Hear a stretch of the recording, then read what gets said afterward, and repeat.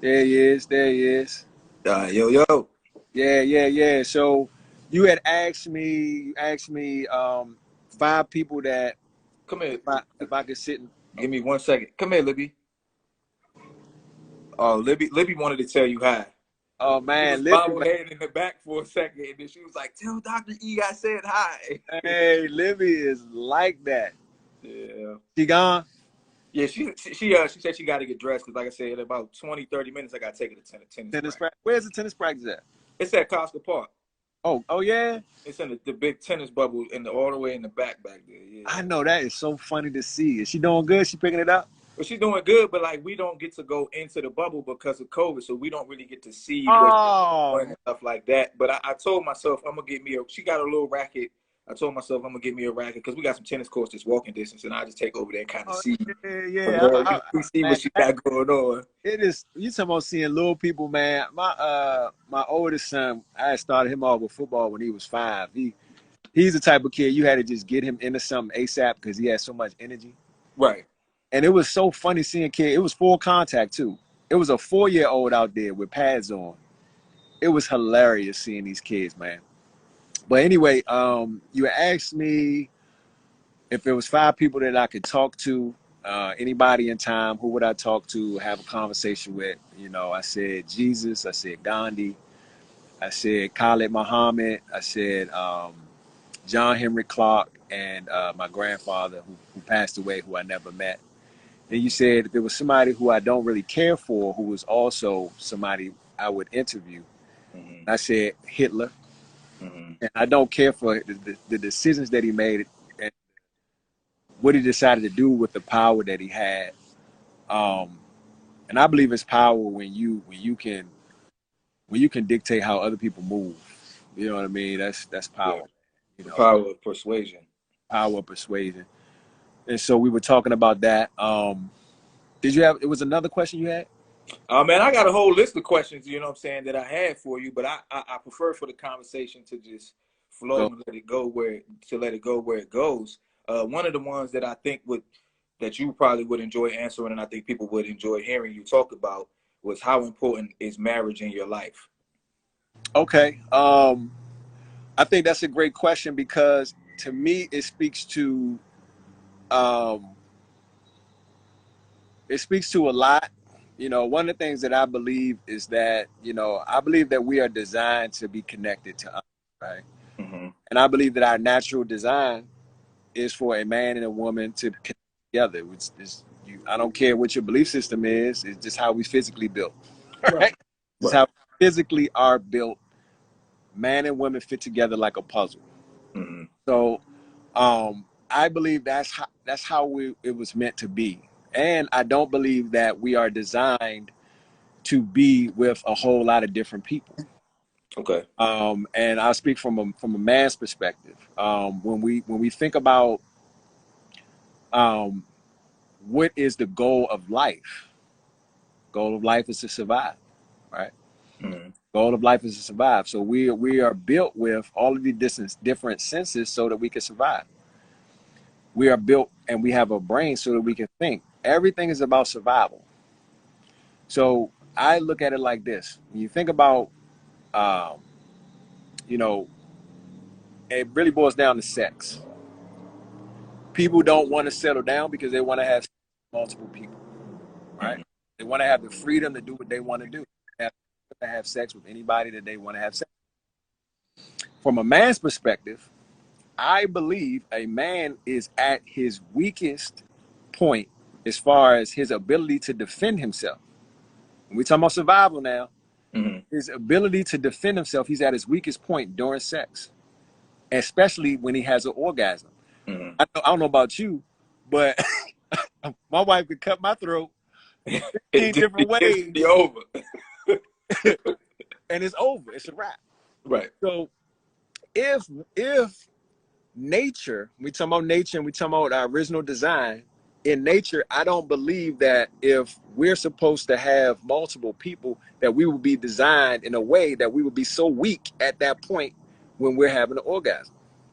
We should be at our strongest point at that point. We should be able to defend ourselves and fight a lion at that point. No, you at your weakest point, where your defenses are down and you can be taken out. So why is it that you should be able to do that with any and everybody and multiple people? You are basically risking your life every time from a man's perspective and from a woman's perspective, because a woman has to allow a man in. Oh, You gotta lower your defenses all the way to the point where you let a man enter you. You mm-hmm. are also at your weakest point. Right. Why is it that if nature designed us to not be with one and to be with multiple, why is it that we're physically designed for our defenses to be down at the point of orgasm? I think that's a good question. Um, I think in my mind, there's another aspect to it, though, Okay. where humans, like everything else in the universe, are driven by an unseeable force that wants to survive, right? And so, in my mind, I think that the reason you're weak, men are weak, and humans are weak in that is because the universe has a desire to procreate itself and things within itself, and because if we have the ability to resist that push, that charge, then things become extinct. Mm. You see what I'm saying? So I think there's a natural order of of um, of procreation in existence, and whether you or I want to not procreate, the universe, the larger thing that we're inside of and can't get out of because it has no outsides, it wants to replicate. And Right.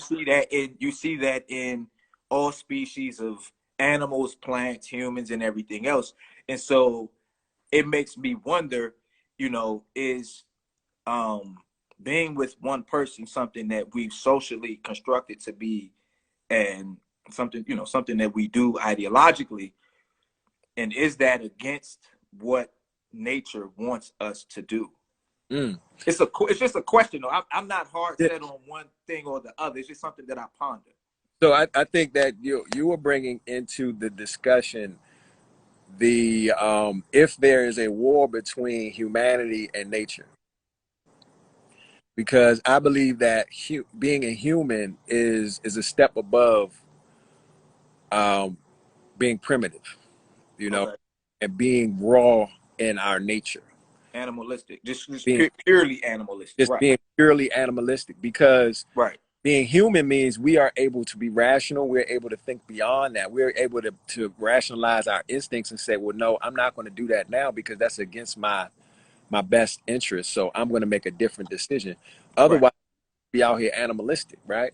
Mm-hmm. So when we're human, it's not just about procreation. It's about, well, I got to take into account more than that. You know, Right. I got to take into account, okay, because otherwise we could just be out here having babies, right?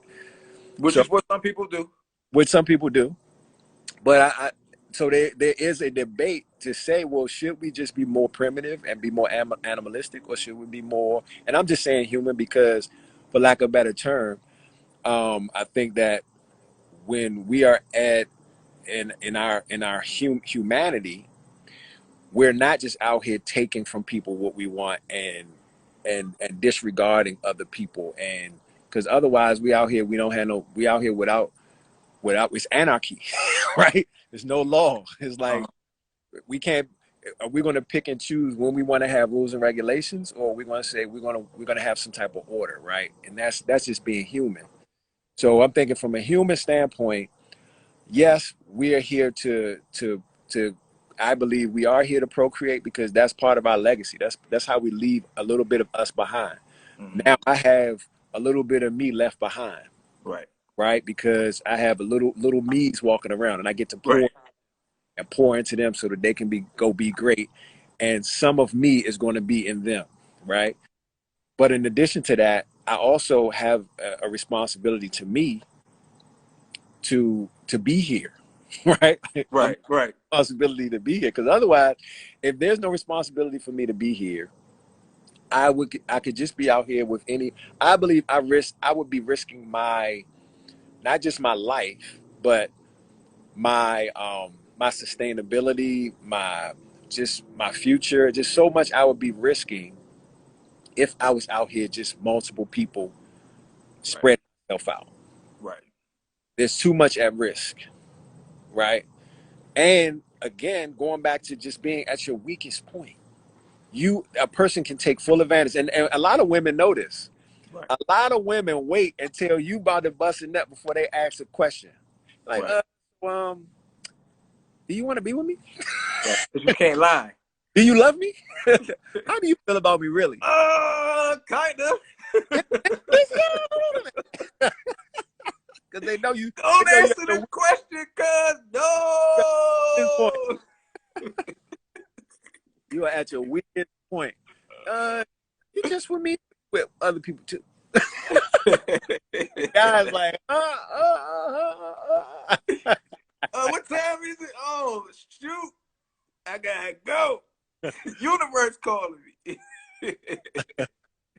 Yeah. So hold on. Somebody said monogamy is a luxury of an advanced society. And I was gonna say, because here in America, we're really first world, we're really docile and civilized.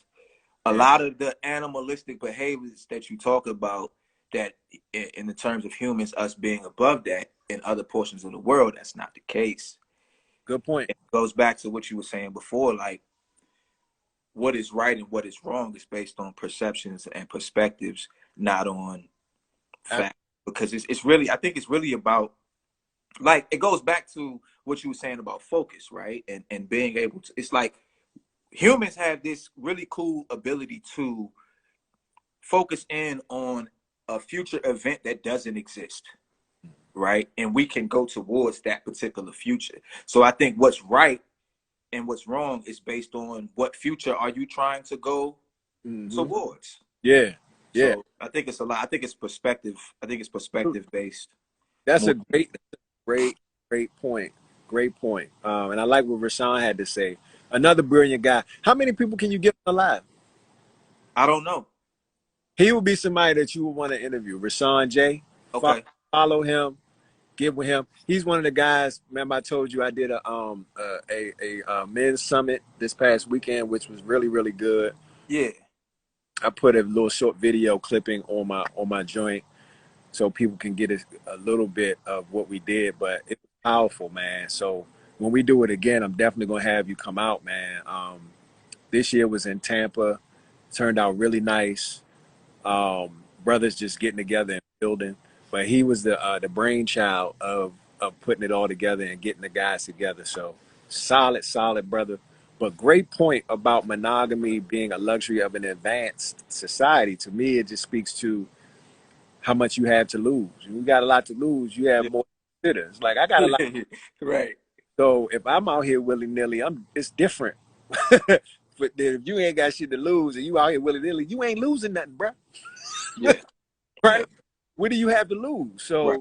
He's absolutely right about that. Yeah, that's true. I think, like you say, the higher the stakes are, the more aware you have to be of the steps and the moves